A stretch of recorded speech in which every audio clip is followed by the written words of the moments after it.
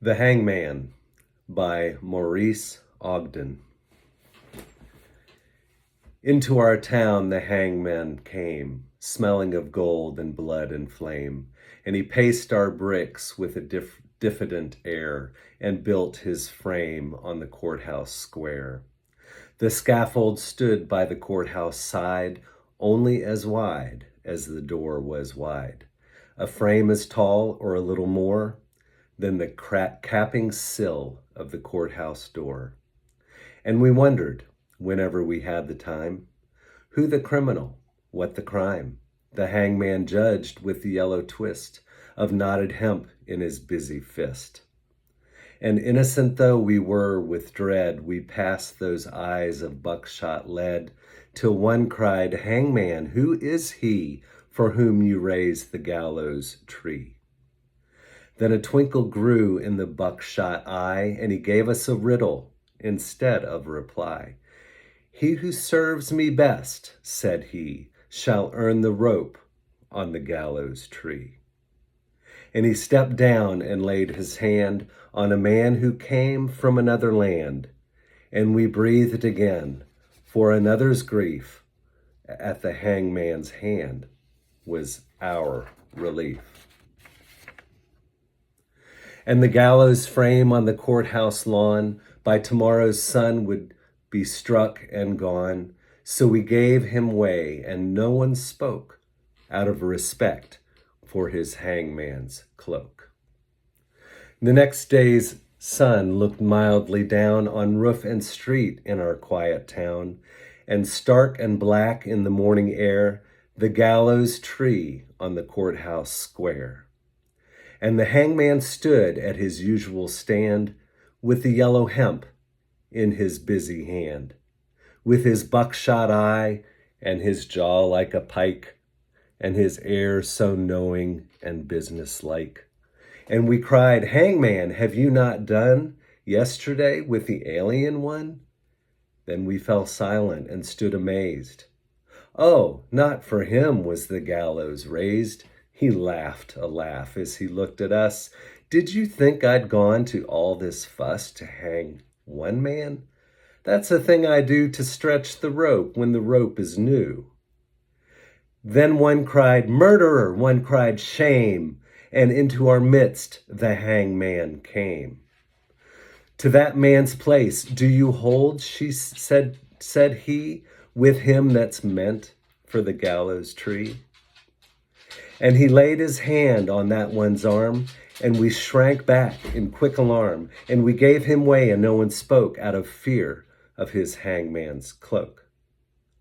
That night we saw with dread surprise the hangman's scaffold had grown in size. Fed by the blood beneath the chute, the gallows tree had taken root.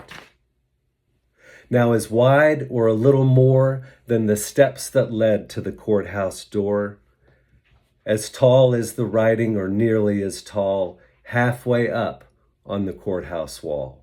The third he took, and we had all heard tell, was a usurer and an infidel. "And what," said the hangman, "have you to do with the gallows bound?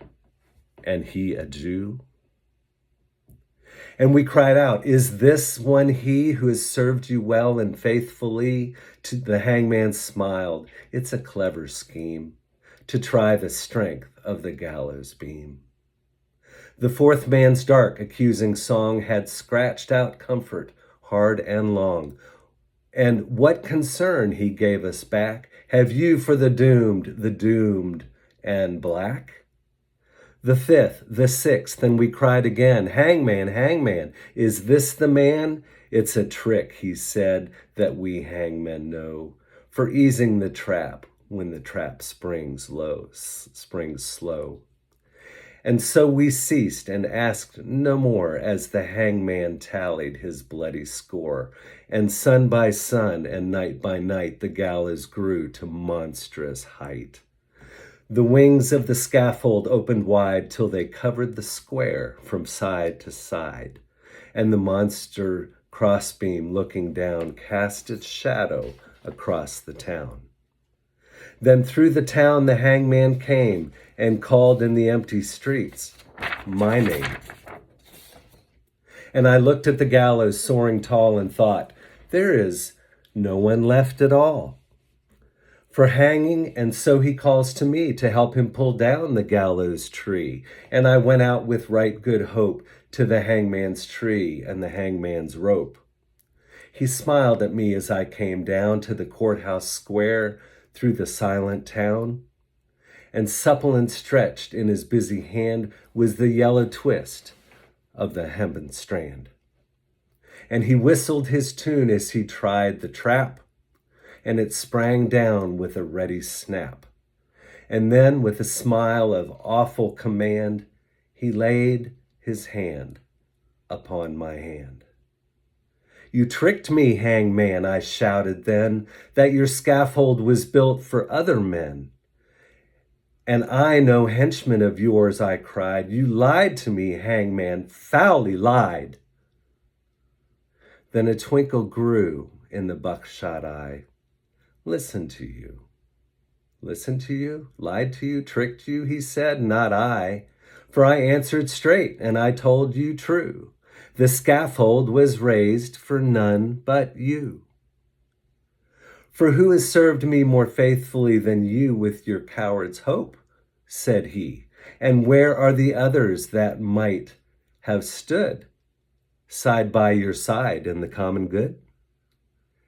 Dead, I whispered, and amiably murdered. Murdered, the hangman corrected me. First the alien, then the Jew. I did no more than you let me do.